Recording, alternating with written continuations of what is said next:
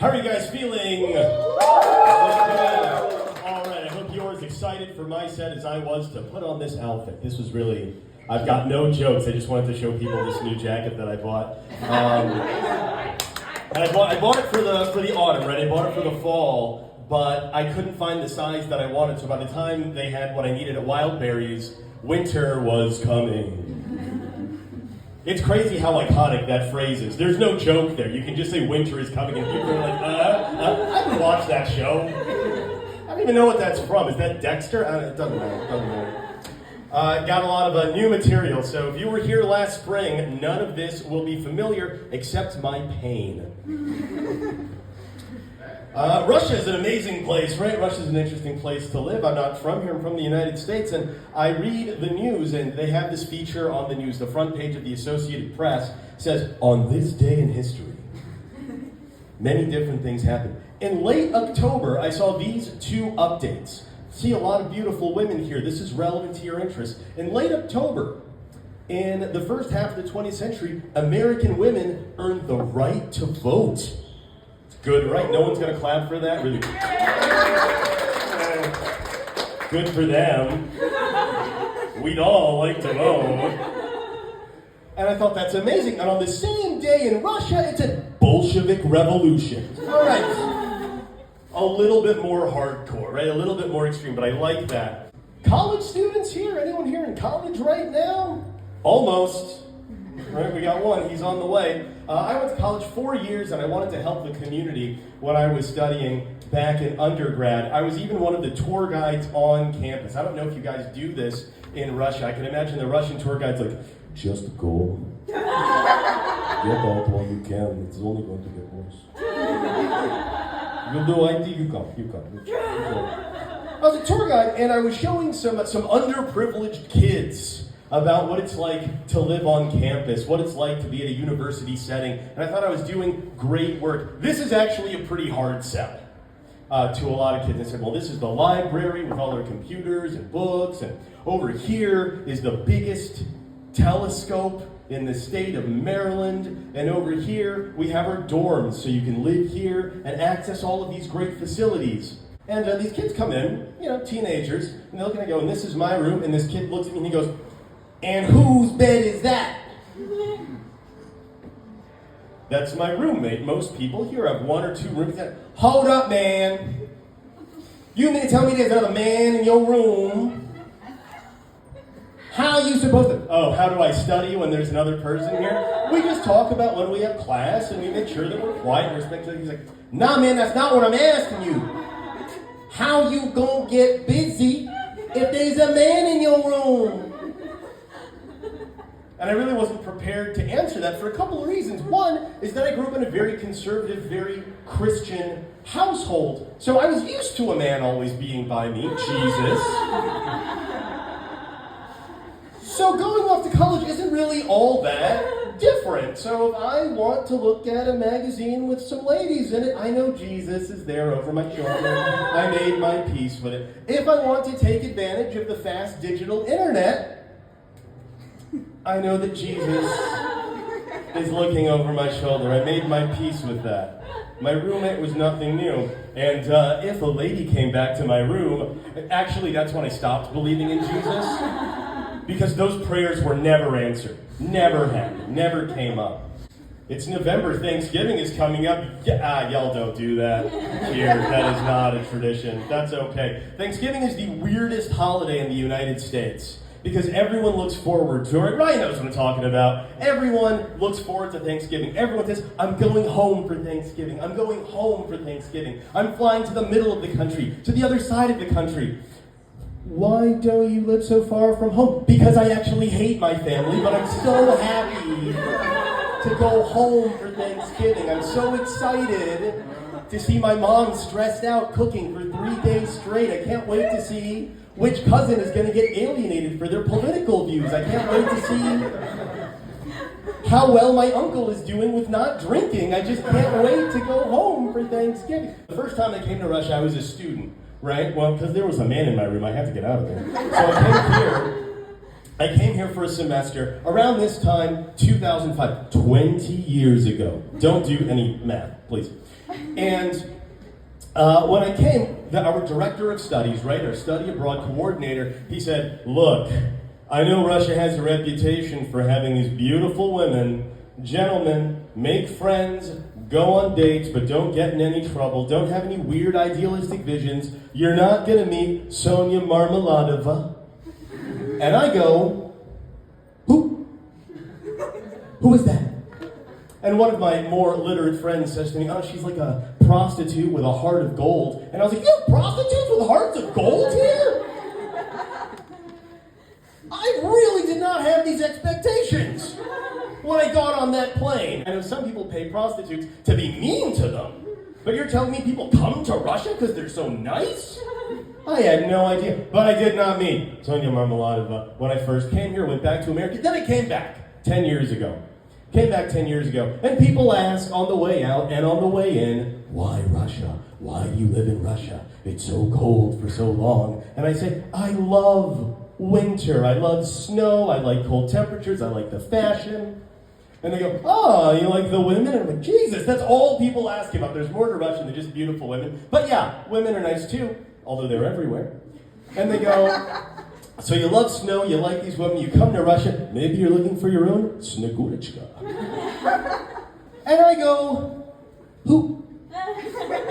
They explain to me who Snegurочка is and Ded Moroz and everything, and I'm just like, I'm not really comfortable with the age difference implications. Is he gonna come on the dates with us? Or am I him?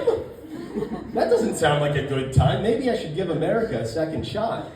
But I don't want to talk to you guys about that, about fairy tale characters or literary characters. I want to tell you about a real Russian person that I met. Mm-hmm. What could possibly go wrong in this story? FSB guy is like, you know what, I leave him alone. This is very sexy. I'm on the apps, I'm looking at mean ladies, of course, and I'm swiping. I see a beautiful face, and I go, hey, why don't we meet up? And she says, sure. And I go, yes. And she's like, let's meet today. A couple weeks ago. Let's have dinner. Perfect, right? No wasting time. And she texts and she says, why don't you meet me near where I live? Auspicious. Where do you live? And she goes, meet me in Kuchina.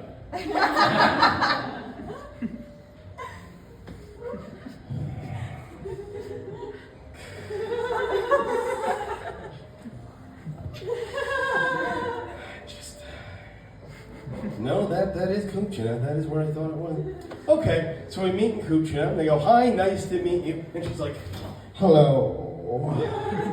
So good to meet you. And I'm thinking, okay. And she's like, give me your hand. Hold my hand. Let's go have dinner. And I'm thinking, she's a little bit forward. But it's clearly a date. And if you've seen some of my older material, this has been a problem before. So we're holding hands and she's taking the lead. That's okay, I'm a feminist. And she's like, you like Italian? Let's get Italian. Italian's okay. We can get Italian. We're walking and she's like, how about wine? Do you like wine? Yeah, a little wine with dinner is good. Perfect Italian evening. So, tell me about, do you like massage? You like Thai massage?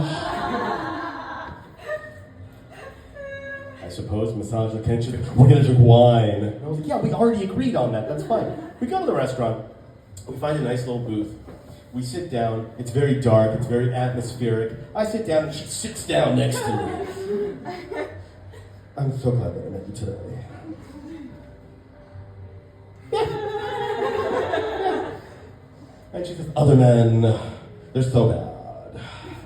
They never meet. They're flaky. But you're so good. So good. You just came, you wrote, and here you are. Put your arm around me. Okay. Well, I'm glad to have met you too. I wrote to you because I really liked your big... I have to explain what happened. As I was trying to say that I liked her big smile, she put her tongue directly into my mouth.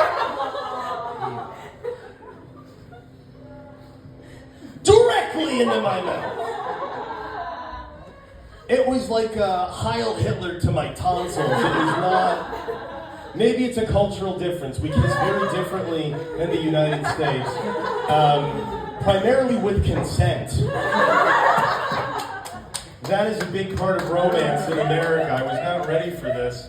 So then the next most important woman of the evening comes up, our lovely waitress, and I get the menu and I'm ordering in Russian. Thank you very much.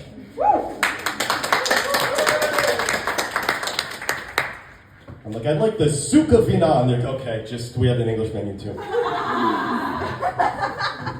It's a little linguistics jokes for you guys. You get it. So this is my order, ladies and gentlemen. This is what I ordered. I ordered 1 glass of white wine, a salad with tiger shrimp, and some pasta with steak. Reasonable order, a little bit indulgent. She ordered a cocktail, a glass of wine, a plate of scallops, a plate of shrimp, and according to the check, 29 portions of cheese, and eventually a bottle of wine. 1 glass, 1 bottle, 1 cocktail. And this was the moment of the date when I thought, Jesus Christ. I miss Sonia Marmeladova. I missed Snegurочка. I found Tayelichnica.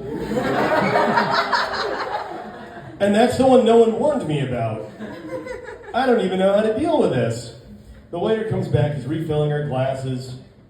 I'm trying to hide my face. And eventually it's time to pay for everything. But then she goes, what about dessert? Do you want to get dessert? And I've already paid for this date in many ways. I go, no, I don't think I was. Don't you like cheesecake? How did she know? It's my favorite dessert. I said, no, I don't think I want anything. How about some tea? Maybe we should have tea.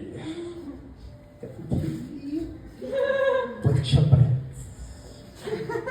Yeah, let's order some tea. So she orders tea, and the waiter brings it over and says, in Russian, wait for 5 minutes. Wait for the tea to brew.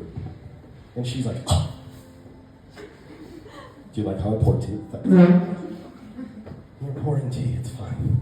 She pours it, and she gives it to me. Now, I understand Russian. Not all of it, but some of it.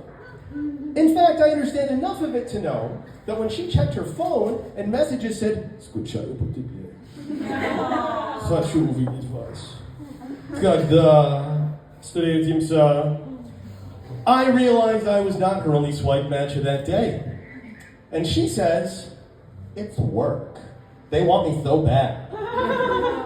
And thinking about how she behaved this whole day, I start to think, you know what? I think it is work. I think I might be speed Moroz by the end of this day if I don't play my cards right. So I walk her to her next appointment, victim, whatever. And I go home, and I just think about this day, and I think about this date, and I think to myself, you know what? I don't want to be that guy again.